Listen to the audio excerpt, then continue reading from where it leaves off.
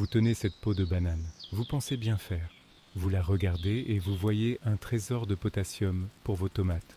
Vous vous trompez, c'est l'erreur du mois. L'erreur que je vois partout, dans chaque jardin, dans chaque potager.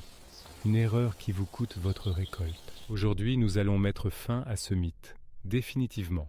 Oubliez tout ce que vous avez lu sur Internet. La vérité est plus simple et bien plus brutale. Le premier crime, jeter la peau entière au pied de vos plantes. Vous pensez nourrir la terre. En réalité, vous organisez un festin pour les nuisibles. Cette peau en décomposition lente, pleine de sucre, c'est un appel. Un appel aux moucherons du terreau, aux fourmis, parfois même aux rongeurs. Vous ne nourrissez pas votre plante, vous nourrissez ses ennemis. Vous créez un foyer de maladie juste sous son nez. Le deuxième crime, l'eau de banane. Faire tremper les peaux dans un bocal. Vous avez vu ça partout. C'est une illusion. Oui, un peu de potassium va se diffuser dans l'eau, une quantité infime. Ce que vous obtenez surtout, c'est une soupe de bactéries. Un bouillon de culture pour les champignons pathogènes. Vous arrosez vos plantes avec une invitation à la pourriture des racines. C'est contre-productif, c'est dangereux. Parlons biologie, la vérité de la terre, pas les mensonges des blogs. Une peau de banane fraîche jetée dans le sol doit se décomposer. Ce processus consomme de l'énergie.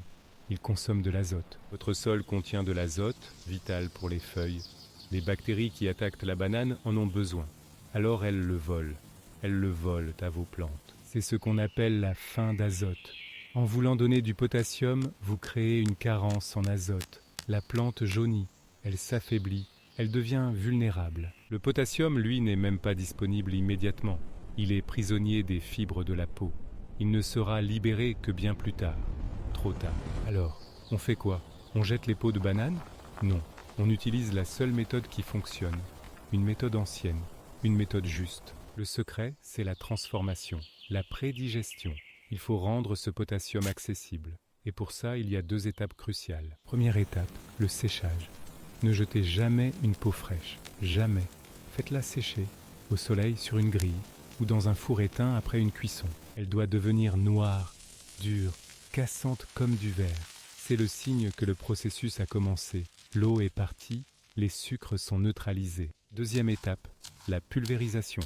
Réduisez ces peaux séchées en poudre, avec un mortier et un pilon, ou simplement en les écrasant dans un sac en toile solide. Vous obtenez une poudre noire, riche. Le potassium est maintenant concentré, prêt à être libéré, mais pas encore dans la terre. L'étape finale, la plus importante, cette poudre ne va pas au pied des plantes, elle va dans le compost mûr. C'est ici, dans l'alchimie du compost, que la magie opère. Les micro-organismes vont intégrer ce potassium. Ils vont le chélater, le rendre 100% biodisponible. La faim d'azote est évitée. Le potassium est libéré au bon moment dans la bonne forme. Vous ne nourrissez plus les nuisibles. Vous nourrissez l'écosystème de votre sol. Quand votre compost est prêt, utilisez-le. En paillage, en amendement. C'est à ce moment-là que vos tomates, vos rosiers, vos courgettes recevront le potassium de la banane. Et tout le reste. Voilà la vérité. Pas de solution miracle, pas de raccourci. Juste le respect des cycles de la nature. Sécher, broyer, composter. C'est plus de travail qu'un geste paresseux? Oui, mais le jardinage n'est pas une activité de paresseux. C'est une collaboration, un dialogue avec la terre. Arrêtez de croire aux contes de fées. Les peaux de banane ne sont pas magiques. Elles sont une ressource brute qui demande à être transformée correctement. Faites-le bien, et votre jardin vous le rendra au centuple. Des fruits plus gros, des fleurs plus vives, des plantes plus résistantes. C'était la vérité sur l'engrais à base de bananes. Pas de mythe, pas d'opinion.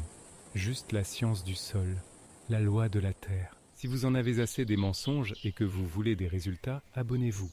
Nous n'avons que la vérité à offrir. La vérité qui pousse.